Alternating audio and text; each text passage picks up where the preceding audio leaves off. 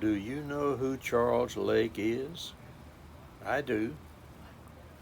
His birthday is today, when he becomes 94 years old. I've had the joy, blessing, and honor of close friendship with him for 62 of his 94 years. Charlie has shared his wisdom, resilience, example, humor, and zest for living throughout our life journeys together. He's been a constant gift to my life. I'm pleased to narrate and introduce this tender, witty revisit into his well-lived life.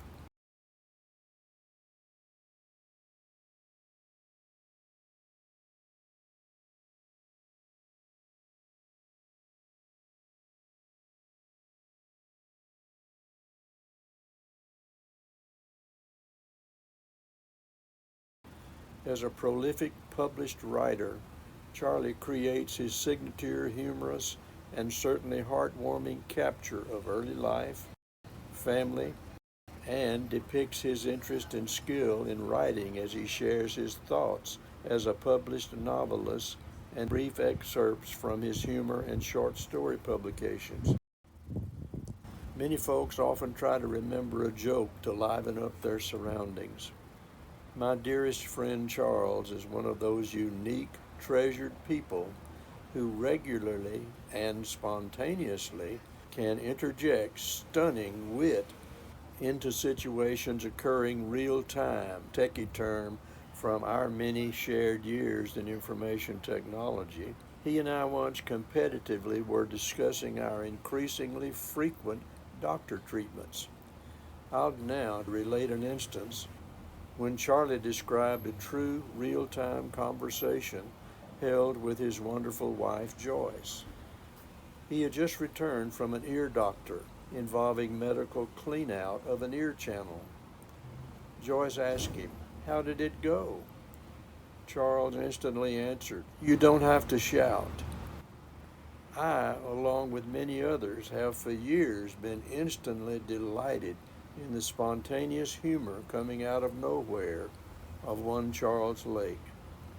I'm pleased and honored to recommend these thoughts of a warm and caring Christian man, available to me and many others in times good and bad, a consistent, caring, and enduring presence for whom I regularly thank God. As narrator, I will now assume the role of my friend Charles for sharing with you several possible glimpses which he's chosen for me to narrate from his interesting and already lengthy life. Then, for each glimpse, Charles will add for you his own trademark postscripts, which, like Paul Harvey, that famous radio personality from the early 1950s, back when Charlie was in his mid-40s, and now, the rest of the story, would always say, "There's more to the story." My name is Charles E. Lake.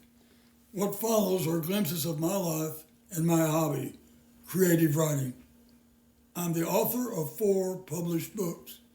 The most recent is my first novel, The Imperiled Imposter. My parents. Mom is at the piano and Dad's with his violin. Dad and I have the same first and last name. I was told he was named after a city in Louisiana. That city was named in 1867. Now, Dad was named in 1900. I guess he was named after that city, and I suppose many, many others. Our middle names were different. His was Clayton, mine is Emery. Mom never said his middle name. She said mine a lot. Charles Emery. Charles Emery. Charles Emery. Where you been, Charles Emery? My family. Dad, Mom, Sister Dorothy, and me. My family were all accomplished musicians except for me. Dad played the violin, Mom played the organ and piano. My oldest sister sang and played the piano. Despite piano and violin lessons, I never learned to play. In fact, my violin teacher moved out of town after my first month of lessons. I don't believe in coincidence.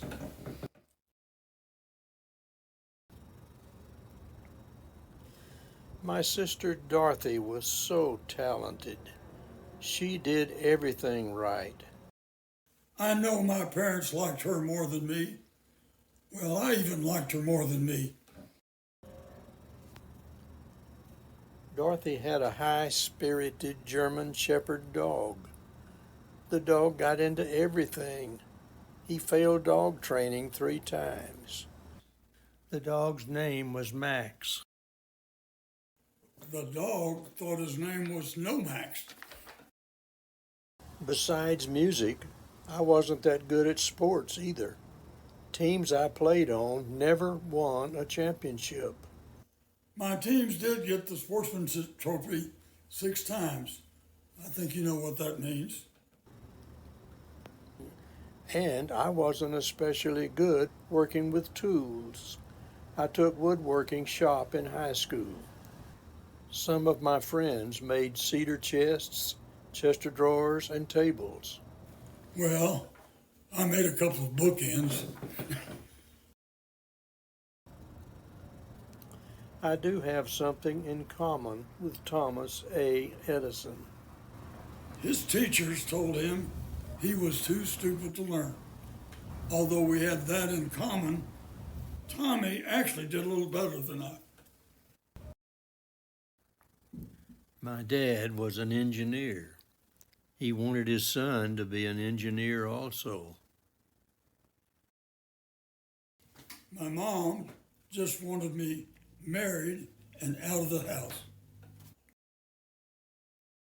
I graduated from Marshall High School and attended East Texas Baptist College before transferring to Texas A&M. Texas A&M was an all-male military school then. There were no female students like there is today. We military students ate our meals in one specific mess hall, no outside restaurants. We suspected school officials were putting something in the food so we wouldn't think about girls and be distracted from our studies. You want to know something? That stuff is starting to work.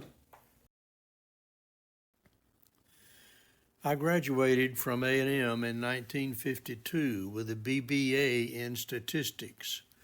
I was the only one at A&M who graduated with a degree in statistics that year.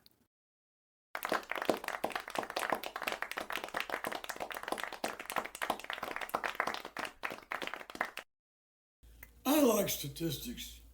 Statistics show that people who have the most birthdays live the longest. Statistics also show that most automobile accidents occur within half a mile from their home. Of course, when we found that out, we moved. After graduating, I fulfilled a 2-year stint in the Army Security Agency. 9 months of that time, I served as a communication officer on Okinawa as the Korean War was winding down. My military service was not difficult nor dangerous. When I wear my military cap, I like folks who greet me with, "Thank you for your service." When I wear my Hawaii cap occasionally, but no one greets me with, "Thank you for going to Hawaii." After my Army service was over, I worked for Convair in Dangerfield, Texas, where I met a lovely girl named Joyce Harkrider, who was to become my wife, best friend, and companion for over 68 years. We met at a Convair-sponsored picnic on Labor Day. Convair supplied all the free food, beverages, and games like bingo. So that's where Joyce and I met, playing bingo.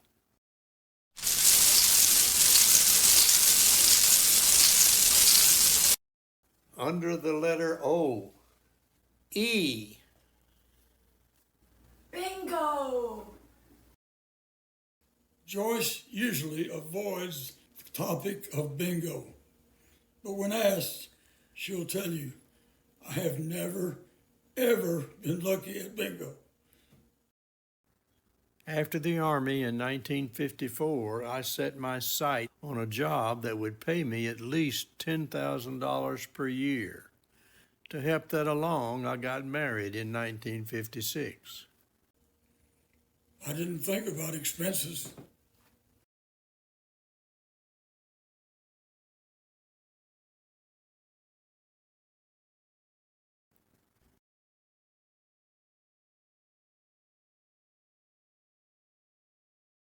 Joyce and I have been married 68 years. I thought anniversaries ended after 65 years. Joyce said I had anniversaries mixed up with some government program.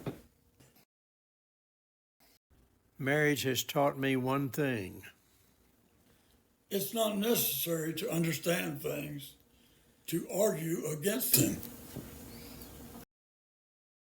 Joyce and I are fortunate to have 4 children, Vicky, Mark, Paula, and Paul. The younger 2 are twins.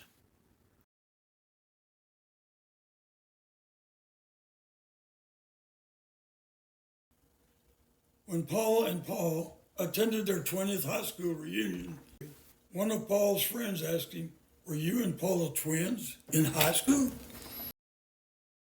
We have 2 cars, a 2001 Buick and a 2022 Honda. Joyce seems to prefer driving the 2001 Buick. I told someone I guess she just likes older things. She stared at me and said, I do like older things that work. I spent most of my career as a systems analyst working at Texas Instruments in Dallas. I did work for a nonprofit organization for 3 years also. The organization didn't plan to be a nonprofit organization. It just happened. A friend of mine said he always thought of the Great Lakes when he saw me. Well, I was thinking Lake Superior. He was thinking Lake Erie. My company gave many of its long-term employees a grandfather clock after they retired.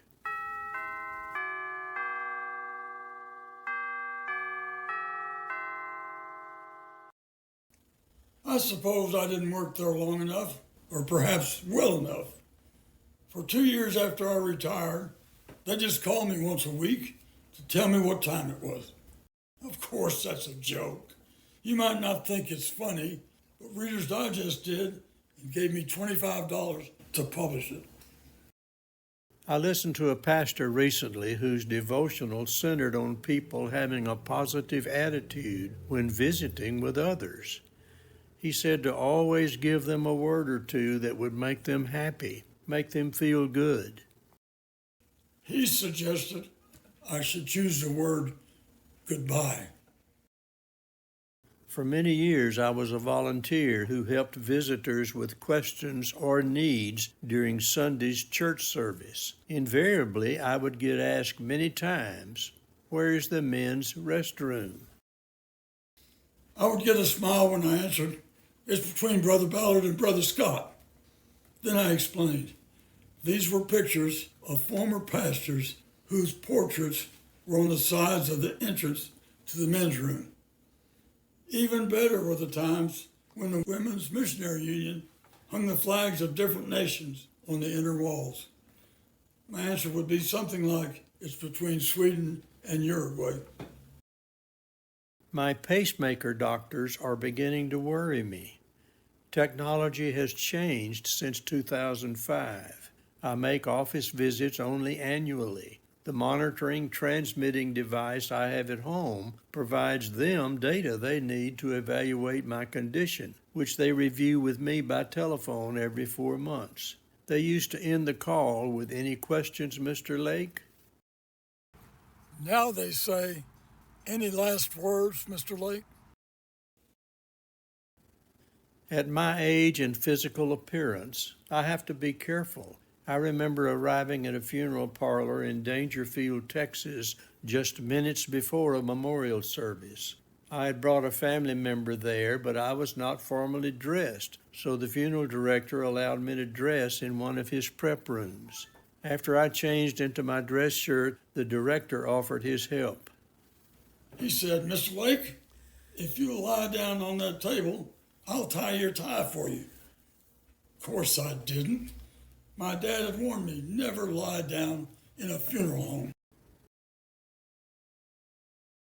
I like what the fellow asked as he was watching his first ballet. He asked, why don't they get taller dancers? A little old lady sold large pretzels on a street corner for 50 cents each.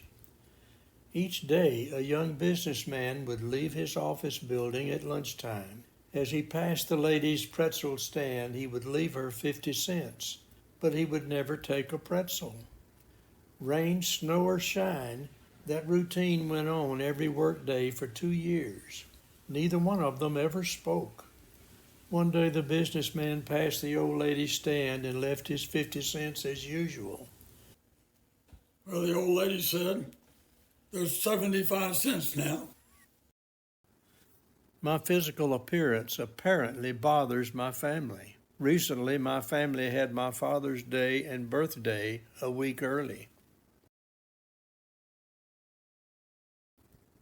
I guess they thought I wasn't going to make it.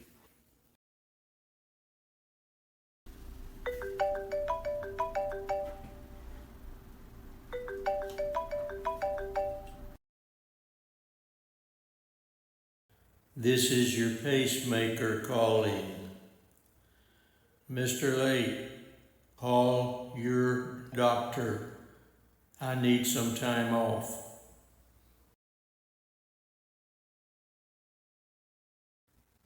Let's just all agree that Charlie has caused a tremendous amount of laughter by many of us for many years. Transitioning now to the beginning of his interest and action journey toward becoming a significant writer. I've known Charles Lake very closely for many years. I have enjoyed watching him enjoy becoming a writer. Next, he makes some comments about some of his early writings. I definitely did not just sit down and start writing as a hobby. Over many years, I've made notes of random happenings in and around my life. Many of these experiences involved my family and my friends. My sister Dorothy had an imaginary friend, leading me to later write my short story, The Playmate. Another short story, The Sale, was inspired when I had my first story published in a writer friend's hometown newspaper. As part of my writing journey, beyond my published books, there are collections of like items into anthologies, which have also been worthwhile projects along the way. 2 different collections of over 300 favorite poems, a collection of 564 familiar and favorite Bible verses, and a collection of over 100 laughing matters.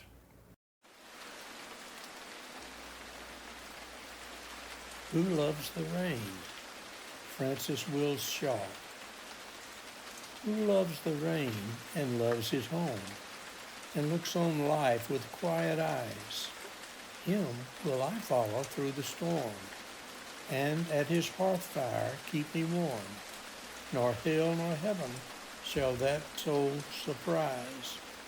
Who loves the rain and loves his home, and looks on life with quiet eyes? Be careful, Anonymous. I'm careful of the words I say, to keep them soft and sweet. I never know from day to day which ones I'll have to eat. Isaiah chapter 1, verse 18. Come now, and let us reason together, saith the Lord. Though your sins be as scarlet, they shall be as white as snow. Though they be red like crimson, they shall be as wool. Job 13. Oh, that ye would altogether hold your peace, and it should be your wisdom. At TI, I did a lot of interviewing.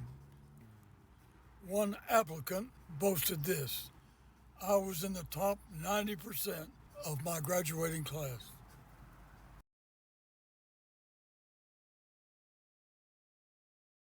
My writing journey really began in late 2002, and then in July 2004, 2 years later, I published my first book titled Grabbing Operas by Their Tails.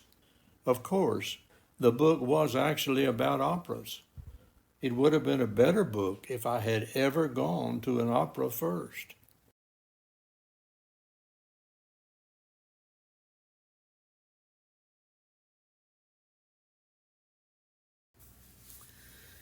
I did try to find out more about opera on my own, and maybe that did help.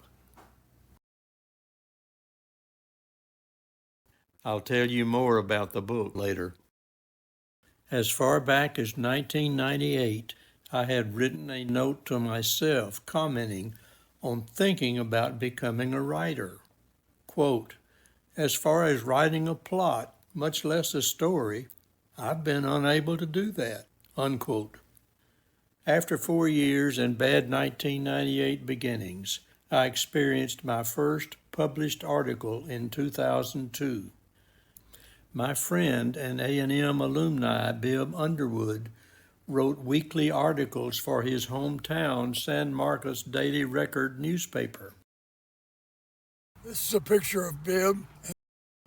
Bibb is the one who helped me with my first published newspaper story and helped me write the letter for the operas. He let me read his pre-published humorous garage sales article from a buyer's perspective. My response was to send him my humorous garage sales article from a seller's perspective. Bibb convinced the San Marcos editor to print both articles side by side in their Sunday newspaper. The newspaper people printed both articles, but they had cut out my favorite punchline in my story. The newspapers don't particularly care what you write, it just has to fit. In winter of 2002 and 2003 early spring, I spent library time looking for topics to write. I discovered Richard Armour's book. He was a humorous writer and a poet a la Ogden Nash. His writing style was irreverent humor, puns, absurdities, and wordplay. Richard was my kind of guy. He is credited with this short and familiar poem. That money talks, I won't deny. I heard it once. It said goodbye.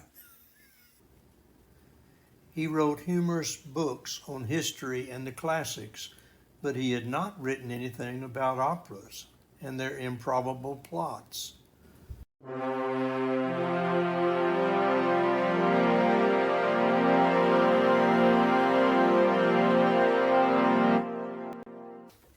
Aha! I had found my topic. In the spring of 2003, pursuing the opera theme in the library, I found there was a book publisher whose primary business was producing humorous books on opera and other musical topics. The other good news, the publisher had no books about specific individual operas.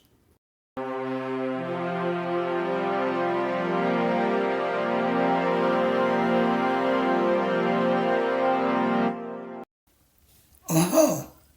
I found a potential publisher if I wrote spoofs of various popular operas. In August of 2003, Bibb helped me with a cover letter, and we sent copies of my versions of two operas, Aida and Carmen. pictured here from the Internet's Wikipedia. Sent these to the editor of Sound and Vision. Using Omar's style, I had written opera synopses from the opera's libretto. By October of that year, I had not heard from Sound and Vision. I sent a follow-up letter and my version of Romeo and Juliet, also pictured here from Wikipedia. In January 2004, Jeff Savage, the editor of Sound and Vision, called. He offered to publish a book of operas written in the style of the 3 examples I sent him if I could produce a total of 15 operas by June 15th. Of course I said yes. The operas and their tales. There are 15 operas in the book. Each chapter in the book relates to one opera.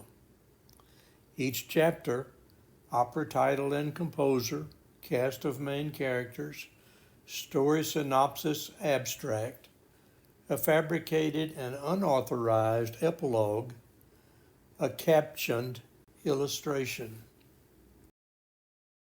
The book cover illustration. Lucia Sextet caricature, circa 1900, from Lucia di Lammermoor, selected separately and independently by the publisher and author. Illustrations. A captioned illustration was added to the text of each opera. Illustrations were drawn from my specifications to the artist Mike Ruth. Specifications included the place, time, text, description of the scene, and caption. The specifications were written while Joyce and I were touring Great Britain. Spending vacation time in Europe, I made 2 important decisions to include, for each opera, a cartoon-like illustration and a fabricated epilogue describing what each of the opera survivors were doing 5 years later. I spent time crafting my ideas for picturing a main theme graphic for each opera before final submission to the publisher. The book was published in July of 2004. The 15 operas had been completed before June, and the title and book cover were decided back in February. Next, I'll share a brief look at 3 of the operas, Romeo and Juliet, Turandot, and the Valkyrie.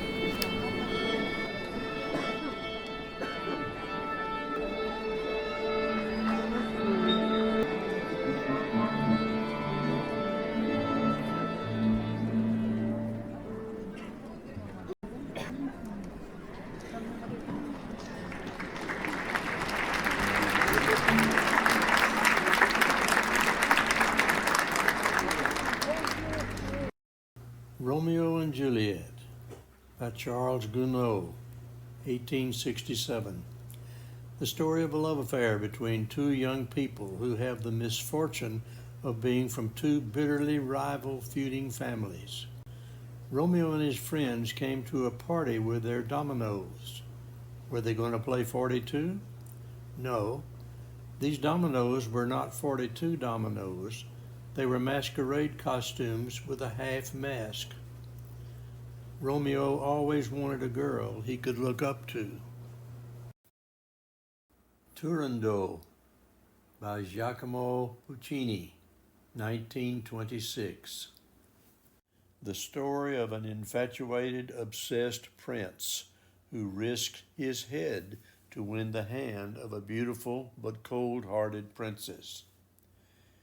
These are men who definitely have an axe to grind.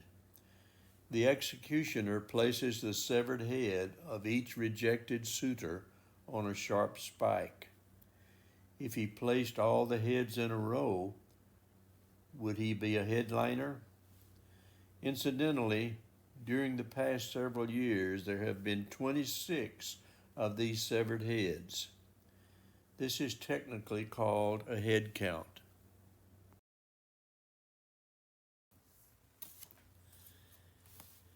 Die Walküre, The Valkyrie, by Richard Wagner, 1870.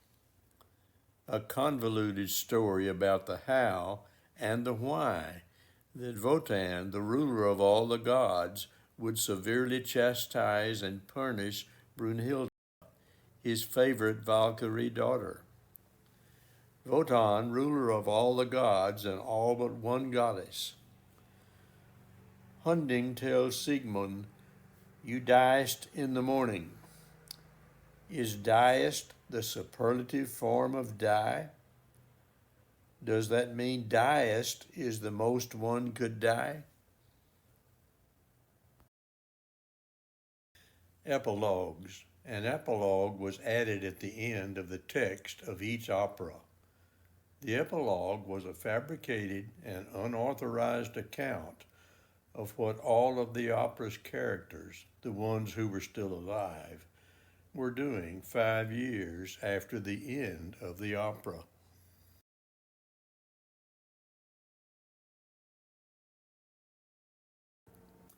From Carmen. Escamillo tragically lost his life when he became a casualty in the running of the bulls at Pamplona. It is said he was singing instead of running. From Tales of Hoffmann. Franz, Crespel's deaf servant, works for Crespel in his music shop. Crespel put him in charge of customer complaints. From Tosca. Roberti, the torturer, would like to change professions, but his ballet lessons didn't work out. An aptitude test suggests he would be an excellent physical therapist. Turandot. Pang develops some eating utensils that are changing the eating habits of all Peking. In honor of the men who were beheaded during the Riddle era, he named the new utensils chopsticks. Turandot. Hu Hao left the emperor's staff to work as a cashier in a local food market. Who is a Chinese checker? That's a statement, not a question.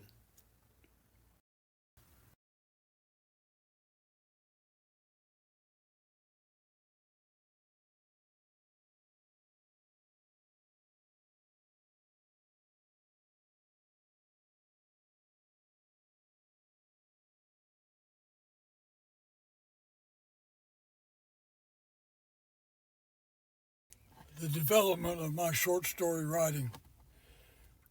What is a short story?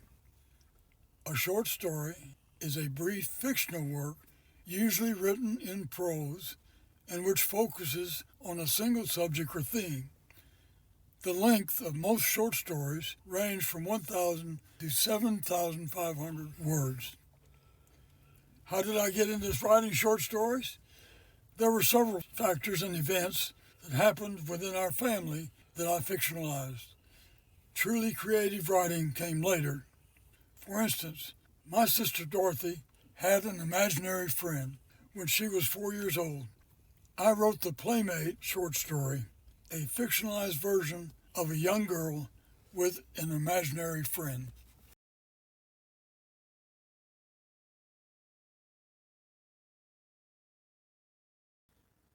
The Mortician and Other Short Stories.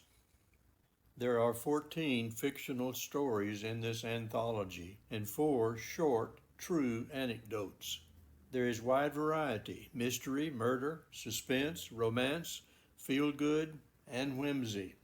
Almost every story has a surprise or two.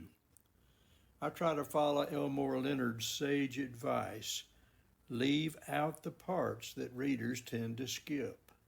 This is a self-published book. The Mortician. A man must return a favor, or else. Excerpt. Mark was still spread-eagled, face down on the floor with his hands outstretched. He tried to move his hands away from Franco, but he was too late. Franco took the butt of the .38 and smashed Mark's left thumb one time. Once was enough. Franco had evidently done this before. Mark's thumb was broken and he yelled out in pain. "I'm sorry about that," Tony said, "but a broken thumb is a better reminder than a string around a finger. Someday, and that day may never come, I'll call upon you to do a service for me. Vito Corleone." The sale. A homeowner lives through a garage sale. Excerpt. There were a few women customers going through the clothes racks while their small, uncontrolled children were going through everything else. He also noticed more broken glass on the garage floor, but that was nothing to worry about. However, he did quickly check the uncontrolled children again to see if they were all wearing shoes. They were, even the one jumping up and down on the divan. There is a popular urban alternative to the waste disposal site. It's called the garage sale. Rick Dickert. The Playmate. A mother has aversion to her 4-year-old daughter's friend. Excerpt. Carol ran down the stairs and into the kitchen where Mommy was putting some milk and cookies on the kitchen table. Mommy gave Carol a nice hug and said, "Are you ready to go see Santa, honey?" "Yes, Mommy," Carol replied, "and so is Jada." "Aren't you, Jada?" Carol tossed her question over her right shoulder into the space behind her. Mommy didn't say anything and knew that Carol's imaginary friend wouldn't say anything either. Jada was just as real to Carol as she was invisible to Mommy. We are given children to test us and make us more spiritual. George F. Will.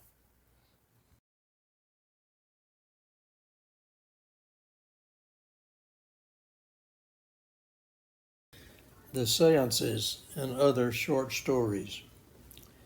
There are 15 fictional stories in this anthology and 6 short true anecdotes. There is a wide variety of themes: deception, crime, murder, revenge, whimsy, and humor. Almost every story has a surprise or two. This is a self-published book. The Seances.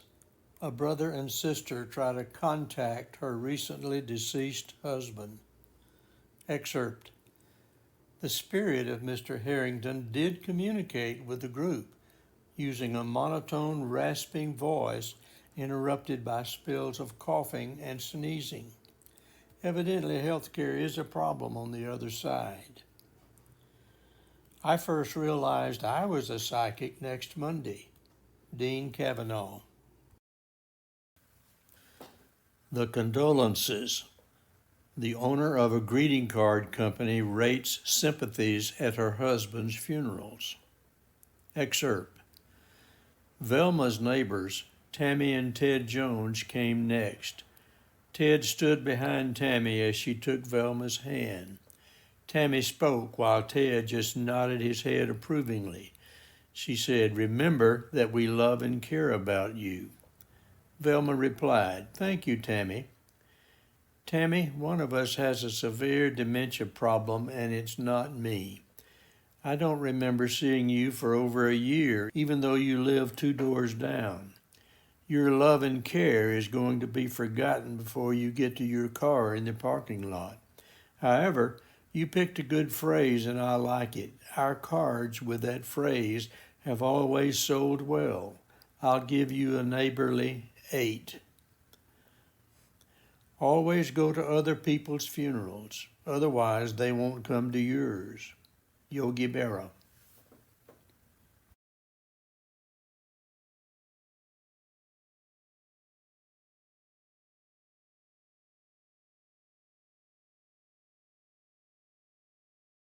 My writing journey.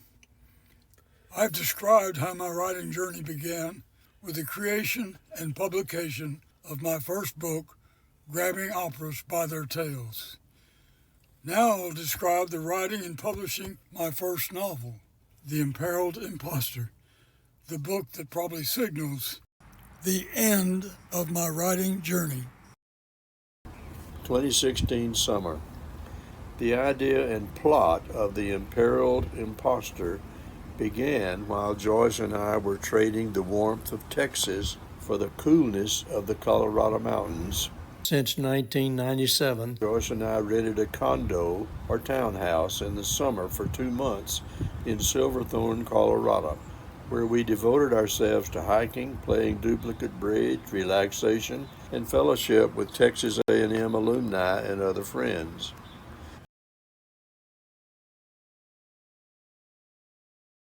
I used much of the relaxation time in writing short stories.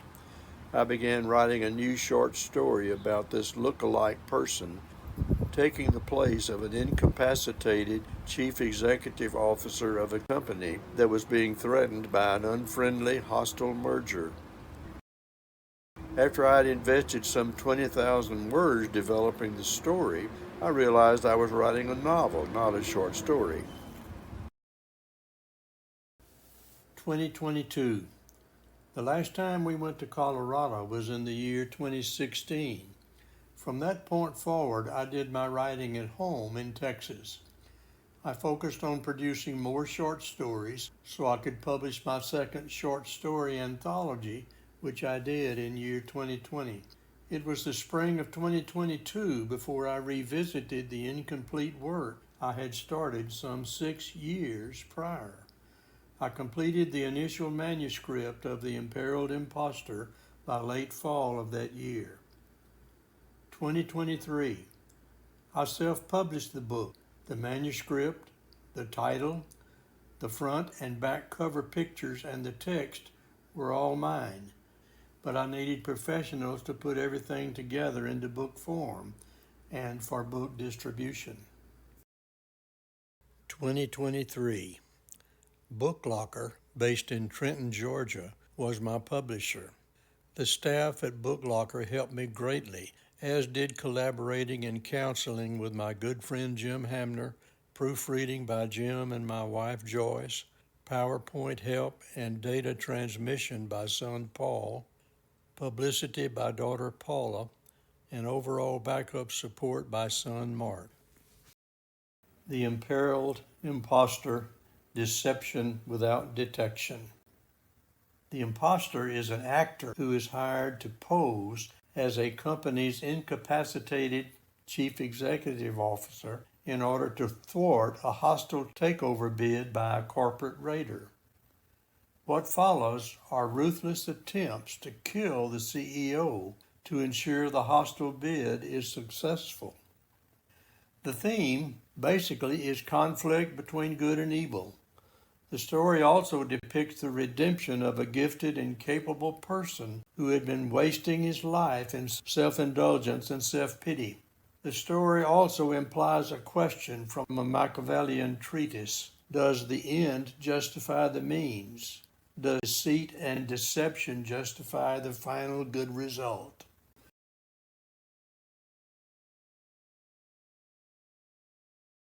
The story features two characters who are lookalikes. In fact, they can be classified as doppelgangers. Doppelgangers are people who look alike but are not biologically related. Consider this question. Is there someone out there in the world of over 7.4 billion people who would classify you as a doppelganger, a look-alike? Thinking you might be a doppelganger might be a little disconcerting to you. But for some of your family and friends, it might be downright scary.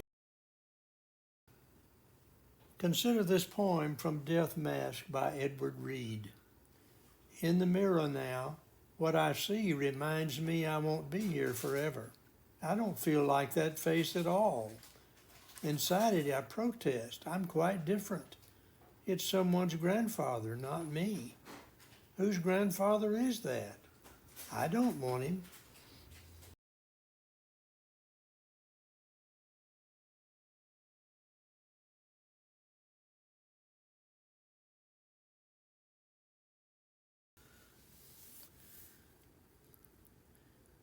My writing journey, The Imperiled Imposter, Deception Without Detection.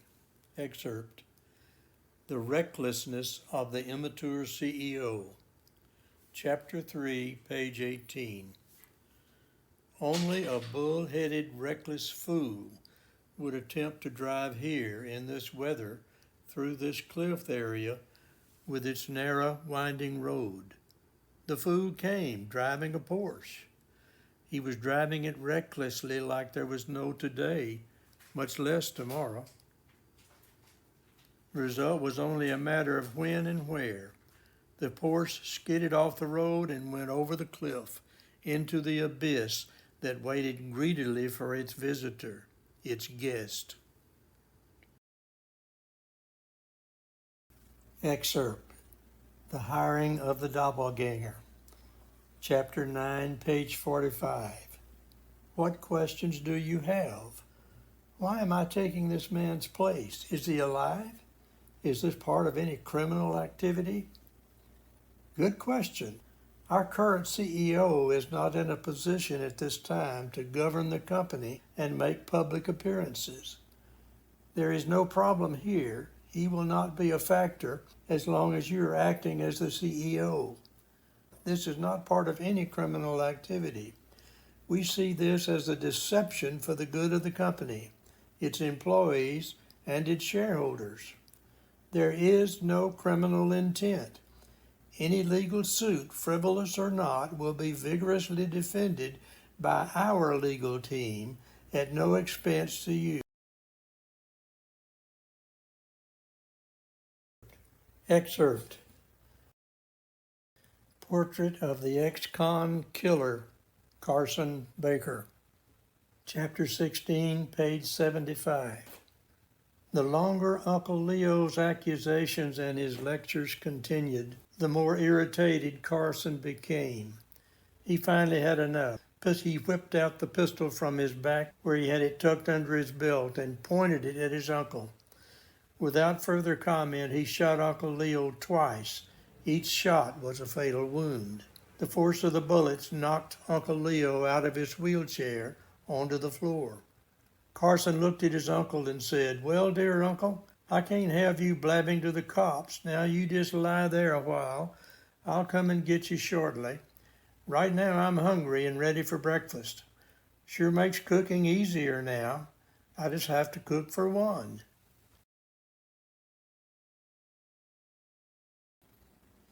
Excerpt. Kidnapping of the Doppelganger.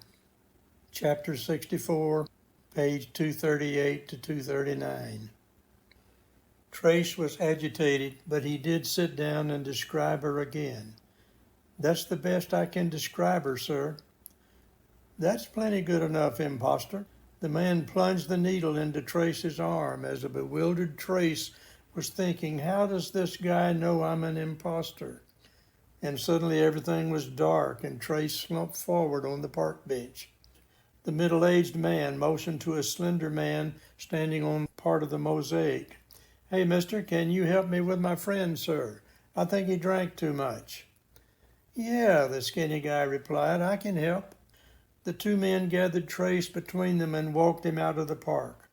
The couple on the first bench, the old lady on the second bench, and all the other tourists and New Yorkers visiting the imagined mosaic didn't seem to notice.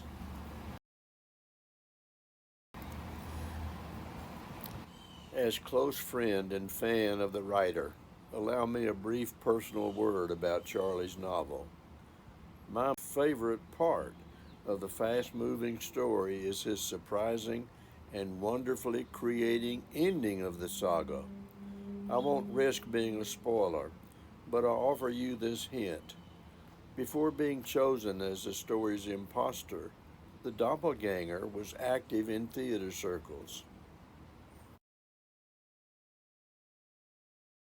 Charles agreed that I could sit with him and ask a few questions.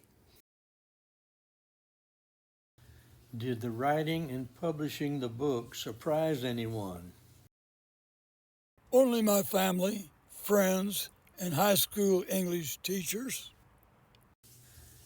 How could you write about operas without ever attending one? The same way a person writes about the United States Civil War without being there. Have you started writing your autobiography? Yes, several times, but I keep falling asleep. What will be the topic of your next book? Joyce suggested I write about another topic I know nothing about. She suggested either women or finances. Does reading help your writing? No, not really. I read very little, and almost all I read is nonfiction. The last fictional book that I read was a politician's autobiography. Next, on a more serious level, I'll ask Charles some questions about his writing and his writing journey. Do writers automatically earn respect by simply writing, or by certain perceived talents as seen by writers or critics? My opinion, reputation, celebrity, or prior works. Is writing a skill, hobby, calling, or intense commitment to the process of writing because it just is? My opinion, writing can be any of those things. For successful authors, professionals, writing is a skill and requires intense commitment. Otherwise, writing is just for fun, a hobby, or perhaps just an ego trip. Who do you trust most to evaluate overall worthiness of a completed project, yourself or others? Others. Charles, what were your very first creative thoughts signaling the theme, plot, and etc. for The Imperiled Imposter? In 2016, I began a short story about a look-alike person taking the place of an incapacitated CEO of a company threatened by an unfriendly merger. After I wrote some 20,000 words, I realized I'd started a novel and not a short story. Does this project make you want to write much more in the future, not just another novel? No, creative ideas are the stimulant. Did you make any significant decisions during the writing itself as to content that was too late or too critical to easily and enjoyably adjust as the project neared completion? Nothing I deemed critical was left out. I determined the story needed more drama, so I added Carson Baker, the murderous ex-con, which caused some rewriting. The ending required several rewrites. Do you value creative collaboration with others about significant elements of the project, or are you most comfortable doing it yourself? I seldom collaborate. Some of my collaboration comes from others reading a portion of the work and listening to their comments. For instance, in chapter 40, Joyce did not want Badman Carson to retrieve a beer from Grandma's fridge. Easy change. Instead, Badman Carson retrieved a Dr. Pepper from Grandma's fridge. Chapter 12, Jim did not like the newly hired doppelganger telling his boss that he shouldn't bring in a platonic girlfriend for security reasons. Instead, the doppelganger says, "Having an attractive companion with me sounds great. How about letting me do the hiring?" typically know the ending of a project's plot at the beginning, 25%, 50%, or 95% of completion? A short story, 95%. A novel, 70%. In writing, do organization processes frustrate you as a barrier to getting on fast enough with your writing? No, organization processes were not a source of frustration.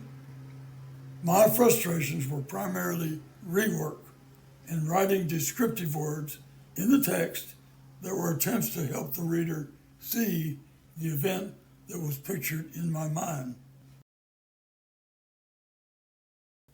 What were your feelings during your typical hours spent writing the novel? Joy, stress, progress, etc.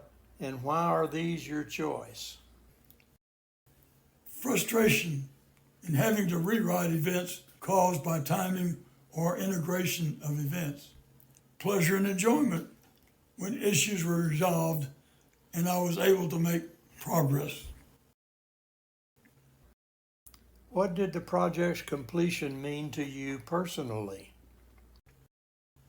Elated and gratified as anyone would be after completing a personal project after 6 elapsed years.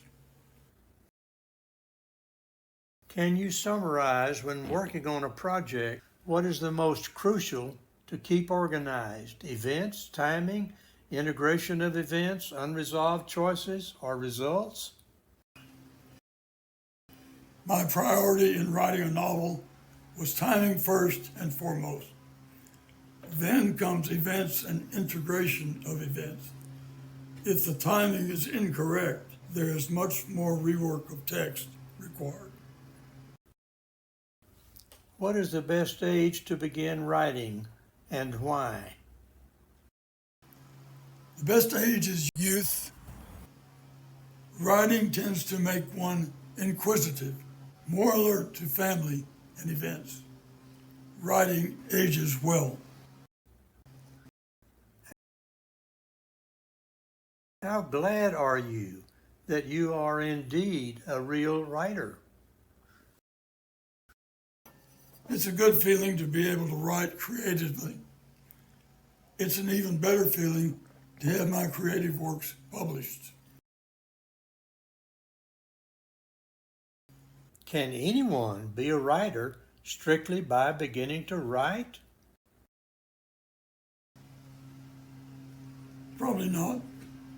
There must be incentive to write. Becoming a writer is a want to.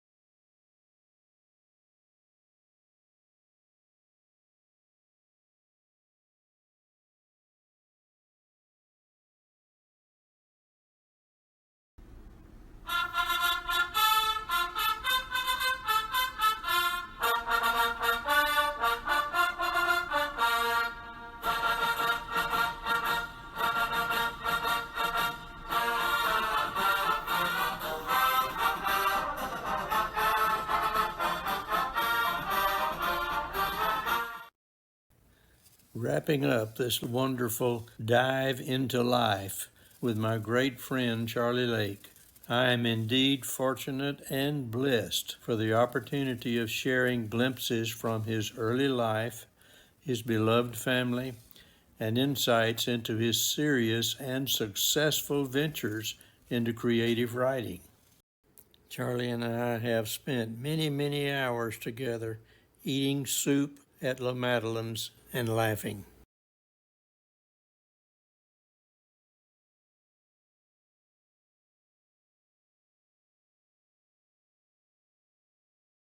I believe that for a writer like Charles, the best part of writing fiction may be the added fictionalizing with humor of whatever he has just finished writing. He has my vote as the quintessential practicer of this gift. December 28, 2004, Joe and I hosted the recently published author and his lovely wife, along with family and many friends, a memorable book signing.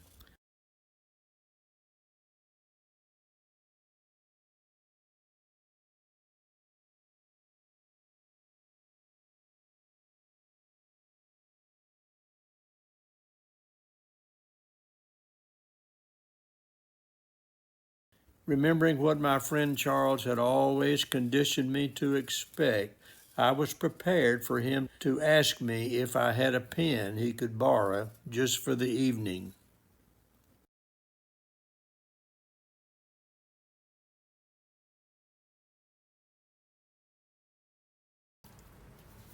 We friends of Jim Hamner think of him as an accomplished professional musician. And why not?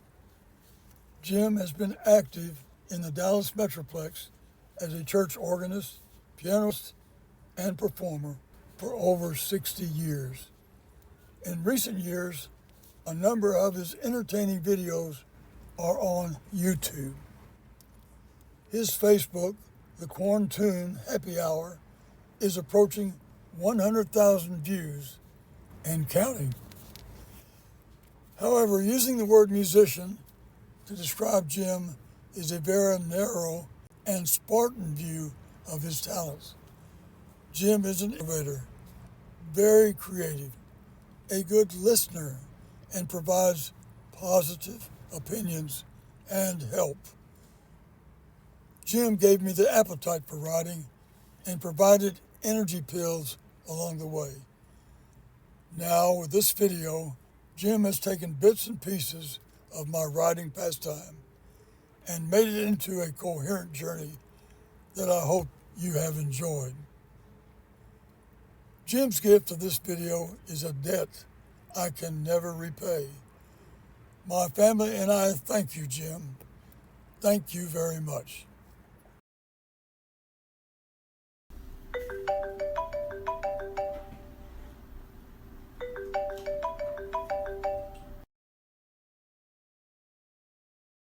This is your pacemaker calling.